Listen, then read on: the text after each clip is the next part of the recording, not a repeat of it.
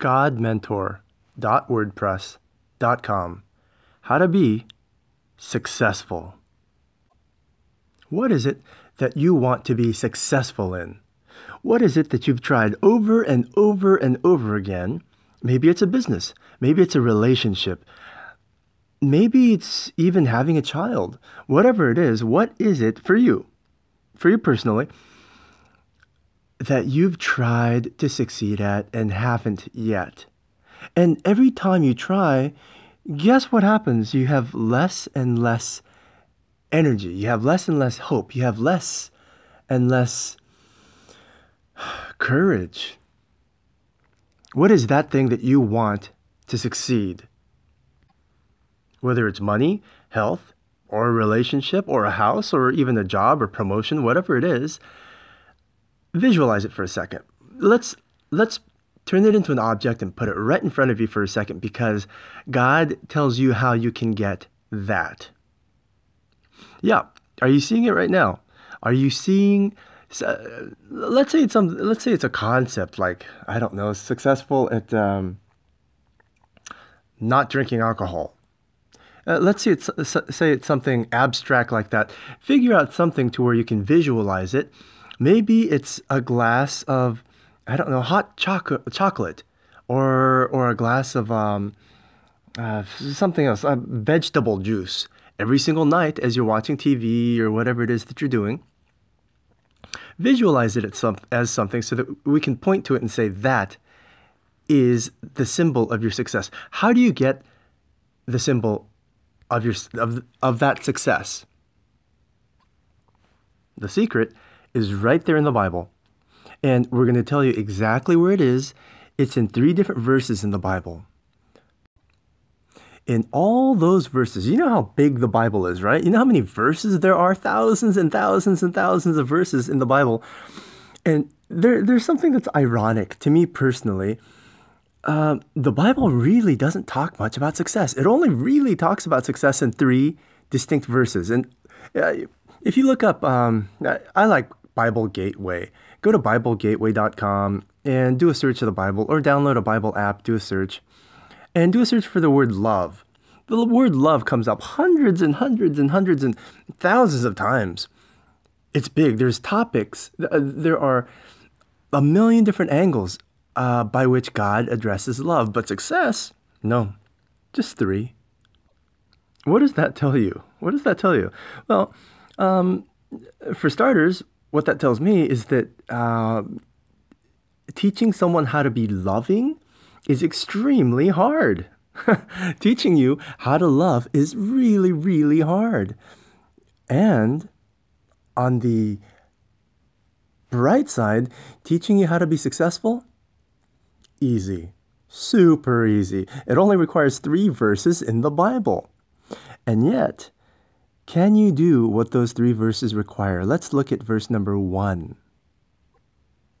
This is in Proverbs 15:22. Proverbs 15:22. Plans fail when there are no advisors. Plans fail for lack of counsel. But where there are many advisors, you will certainly succeed. What do you hate getting the most? A root canal? Yeah, okay, maybe. What do you hate getting the second most? Advice. It's true. Nobody likes to get advice, especially in something that they've failed at.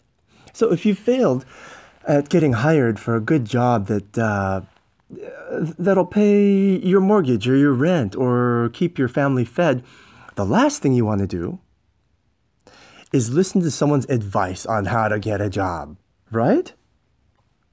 Let's say you're on your second divorce and your third marriage is really, really rocky. You're at a point where the third marriage looks like it's going to collapse. Guess what the last thing you want is?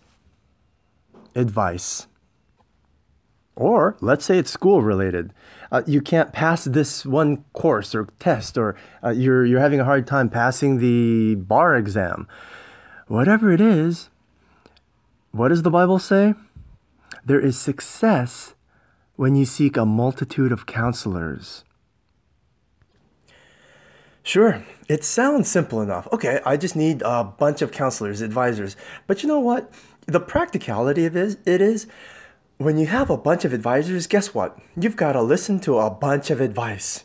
It's true. It's a pain in the butt listening to one person give you their advice, and yet the Bible, what does the Bible say? In a multitude. When's the last time you've had a multitude of something? You've had a multitude of M&Ms. How many is that? 10? 20? No. 100, 200, 300 M&Ms would probably be a multitude of M&Ms, right? You've had a multitude of money in the bank. What would you call that? What, $100 in the bank? $200 in the bank? That's not a multitude. A multitude would be $1 million in the bank, would be a multitude. The Bible uses the word multitude of advisors, multitude of counselors, which now means multitudes of hours listening to these people tell you how to succeed. It's not as easy as it sounds. Now let's drill down to the practical level. Where do you find a multitude of these people? Well, first of all, not anybody can be an advisor. Not anybody can be a counselor. Just because someone advises doesn't mean they're an advisor. Just because someone gives you counsel doesn't mean they're a counselor. You're going to have to find really successful people to give you advice. You're going to have to find really successful people to model. And really successful people can look at you, ask you a couple questions, and diagnose exactly what you're doing right and what wrong. And it's always going to sting. It never feels good to have something pointed out to you that's a weakness, especially if it's something that you subconsciously know, oh, this is deeply entrenched in me, and this is what's preventing me from having a happy relationship, marriage, job, successful career. We want to hide that. It's natural. It's you remember as a child when your tooth hurt, the last thing you wanted to do was show your parents that aching tooth. Or as a child when you fell down and you scraped your knee, the last thing you wanted to do is to show your parents your bleeding knee. Why? It's innate. It's natural to want to hide something that's sensitive. Well, guess what? That's got to stop now. God said so. You're going to have to show your weaknesses, your real self, to multitudes of counselors and listen to them multitudes of times. Okay, so how do you do that? How do you find a multitude of these people that are successful? Have you ever noticed that people that are born into wealth or people that are born into some social stature of whatnot, they always have these really, really successful people around them? They always have these really powerful, successful, intelligent professors, doctors, businessmen, CEOs around them. And they seem to be able to just go to lunch with these people and talk to them. And guess what? Success does breed success. If you're not one of them, what do? You do two things. First, look at that thing in front of you that is symbolizing your success. Whatever that object is that you've established in your mind that would say, hey, if I got this, that would mean that I have succeeded in this goal of mine, in this dream, this wish of mine.